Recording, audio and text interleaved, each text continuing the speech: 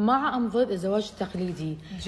باي ذا واي نحكي هذا الموضوع قبل شهر. عشق التقليدي، عشق التقاليد. تعرفون ليش انا اريد التقليدي؟ قامت القط. انا واحد هيك لا اعرف ولا يعرف، احنا قاعد نتعرف على بعض، عندنا مساحتنا الخاصه. هلا شلونك؟ انا مريم الخالدي. يقول لي مني مريم؟ يعني هيك وانا اقول له انت منو مشاكلك بعمري ما نلتقي ولا مره هيك نقعد. انت شنو تحب تاكل؟ انا شو احب اكل؟ تتعرفون على بعض يعني بالزواج التقليدي. اكشلي احلى شيء والقران وناس على الاخر. تعرفون ليش؟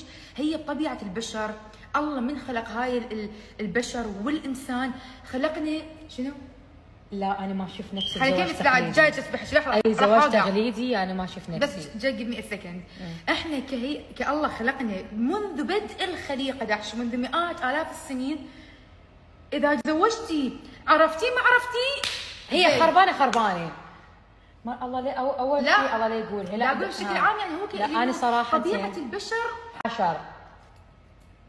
فشنو؟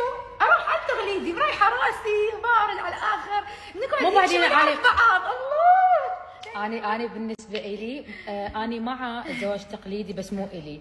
انا اريد اعيش حاله حب صراحه. اي شيء. انا باي ذا واي انتم تتخيلون يعني اي ريلي لاف انا الشخص اللي ان شاء الله اذا اتزوج او ارتبط به فعلا راح اكون صدق حابته من كل قلبي and I'm willing to give this person everything.